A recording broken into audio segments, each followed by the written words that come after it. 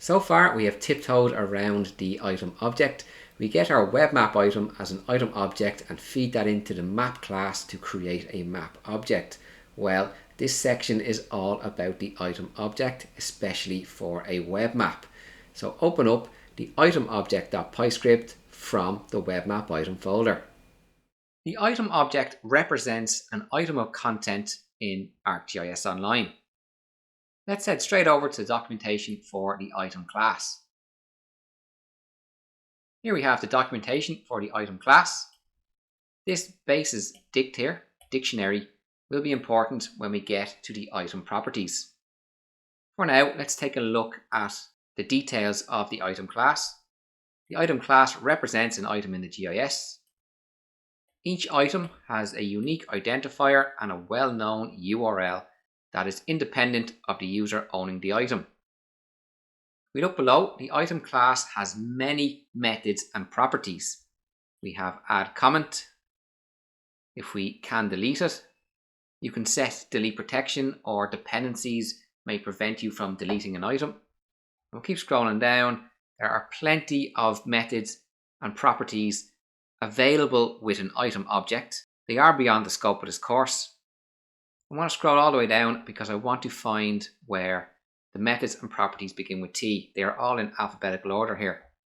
We're at R, S, and we've hit T. So I want to show you there's no type property.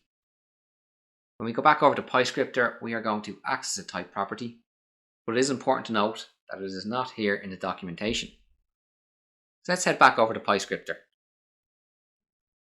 We'll first access ArcGIS Online. We're then going to use the content manager get method and supply in our web map item ID. Get method will return an item object which will assign to a variable called item. This item object now has access to all the properties and methods that we saw in the documentation. We will simply print the item variable to the screen. We'll then use the built-in Python function type and supply in our item object, our item variable, and print that to screen. And we're going to call item.type. Now we saw in the documentation there was no property called type listed, and after running the script we will talk more about this type property. For now I'm going to head over to ArcGIS Online and grab my web map item ID. You can grab it from your notepad or from ArcGIS Online.